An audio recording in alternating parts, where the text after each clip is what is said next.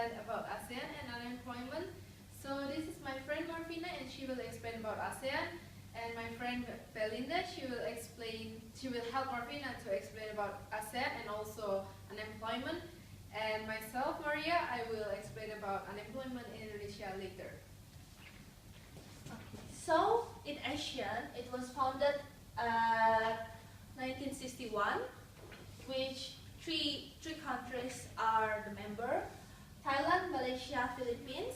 And next, in 1967, Singapore and Indonesia joined. Also, in 1984, the organization expanded with the additional countries from Brunei, Vietnam, Laos, and also Myanmar. Because of the expand of the organization, so they make an emblem which consists of backdrop of red and blue with 10 yellow rice stalks. In decision making, ASEAN have a quite complicated, which the office is official in Indonesia, in the capital city, Jakarta, and each countries have their own diplomatic representatives, with in the ASEAN they have their own hierarchy, which is divided into tracks. They have two tracks. One is to cover all official decisions made by diplomatic representatives of the member states. And the second one deals with hypothetical policies proposed mainly by think tanks and academic institutions, essentially serving as a forum for potential ideas. So the forum as well consists of civil society groups and special interest lobbies. As my friend said before, there are states that join ASEAN, which is stated there: Brunei Darussalam, Cambodia, Indonesia, Laos, Malaysia, Myanmar, Philippines, Singapore, Thailand, and Vietnam.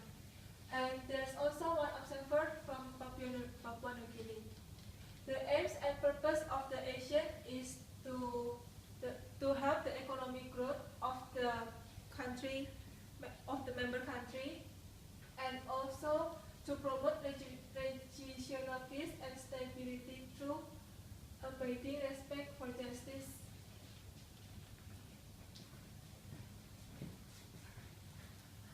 And ASEAN is nowadays very popular in other countries for their market in trade and investment. As we can see in here, the reason of their constructive growth for the next 5 years, ASEAN is why other countries pick ASEAN members for the trade. ASEAN members for the trade is because of first diversification of customer base, which is the highest percentage of 58%. And next is reasonable production costs, stable government and political system, availability of trained personnel or efficient manpower.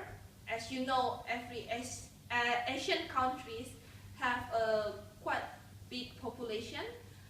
That's why they have a big labor force. And last is adequate laws and regulation to encourage foreign investments. And also in EU as well, ASEAN have cooperation with EU. Like in here it stated ASEAN as the 5th largest trading partner for the EU, and while the EU is ASEAN's 3rd largest trading partner after China and Japan.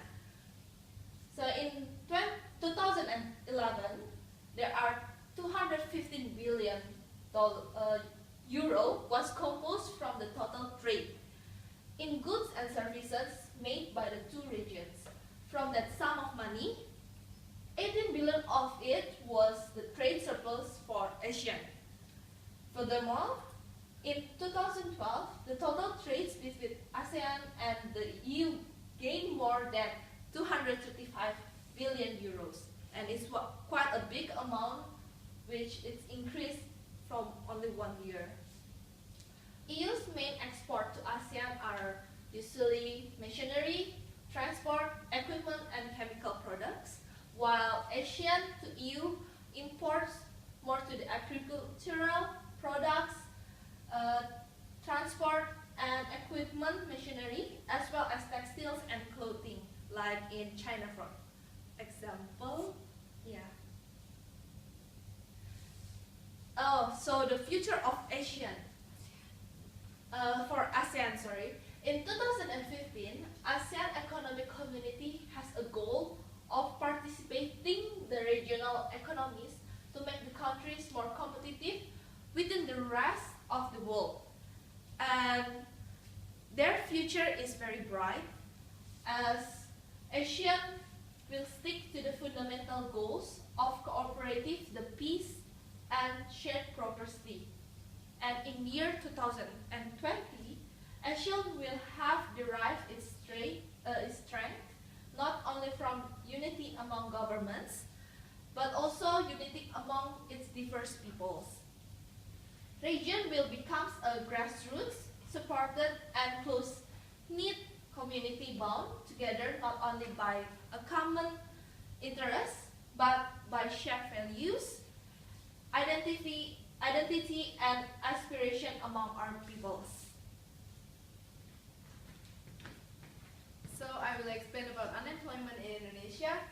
So we can see from the data here is from February 2014. So we can see the employed person is this much and this unemployed person is this much. And this is the formula how to calculate the unemployment rate. So the last means the February 2014. So we can see that 7 million something, and then divide by 125 million, and then times 100% is in percentage, and it's equal to 5.7. And we can see here it's quite decreasing from the previous, which is 2013. We can see here is 5.92, and then it decreased to 5.70, so it's quite a lot of difference. Yeah.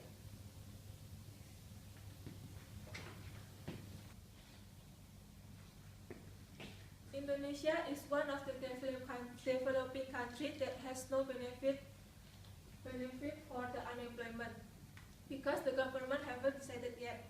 However, there is severance pay exists in Indonesia.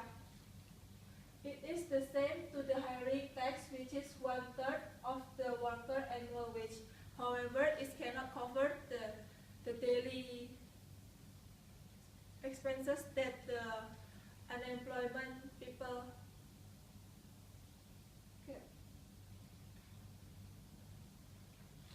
unemployment by age, sex, and education. As we can see here, there is man and woman. We can see that the percentage of the woman itself is bigger rather than the man. It is most near to the 14%, and the man is 8.28%. And by age and education, we can gather the age by the education itself in here.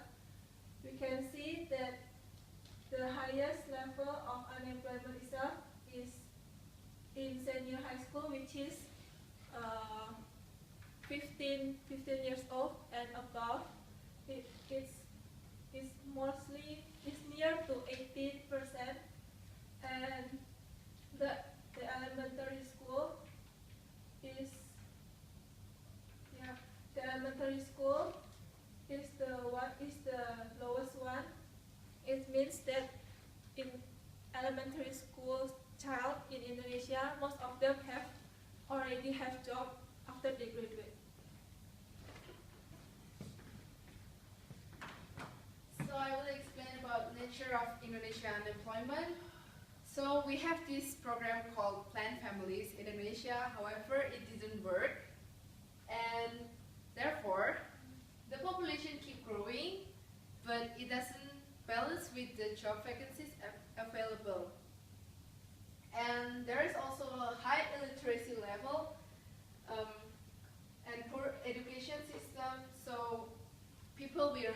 only based on the human quality, so they will not hire the poor education people. And there is too much poor families, therefore they cannot be openly unemployed.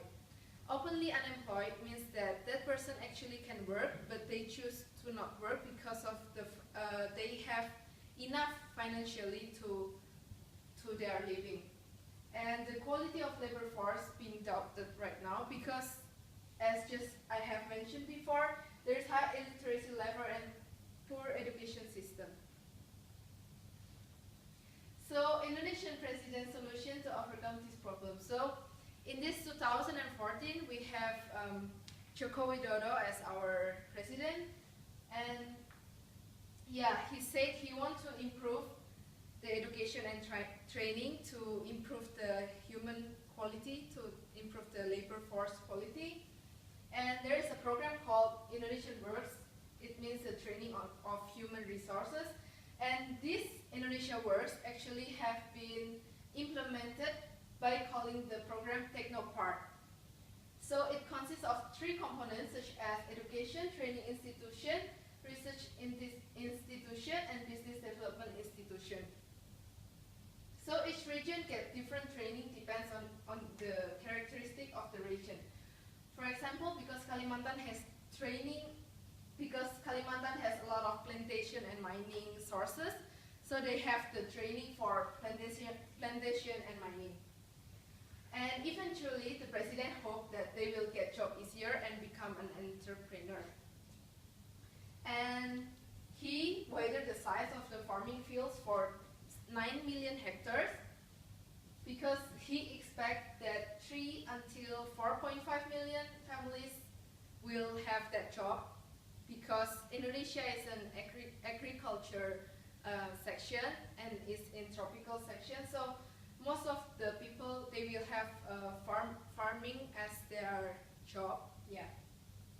And the other one is he wants to make deep sea ports so that the distribution of goods, it can be until the small islands, because right now it cannot go through small islands and there is no deep sea port, there is not much deep sea port, so it's very expensive.